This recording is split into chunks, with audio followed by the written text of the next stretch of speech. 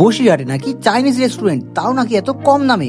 আমি তো ভাবতেই পারছি না, তাই আর দেরি না করে ঝটপট রেডি হয়ে চলে আসলাম এখানকার নিউ চাইনিজ ডিশ ট্রাই করতে। আর এখানে ঢুকতে না ঢুকতেই এখানকার অ্যাম্বিয়েন্স দেখে আমার এতটা সুন্দর লেগেছে, সত্যি মন ভরে গেল।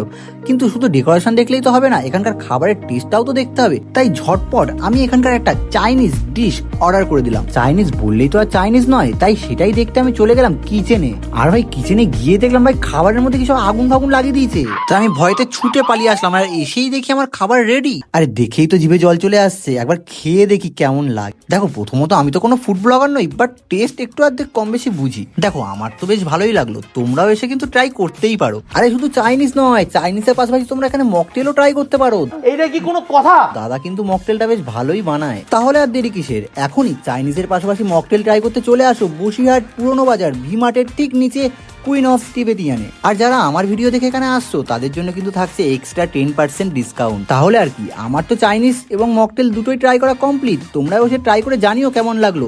তবে আজকের মতো ভিডিওটা এখানেই শেষ করছি, দেখা হচ্ছে পরের ভিডিওতে। Bye bye.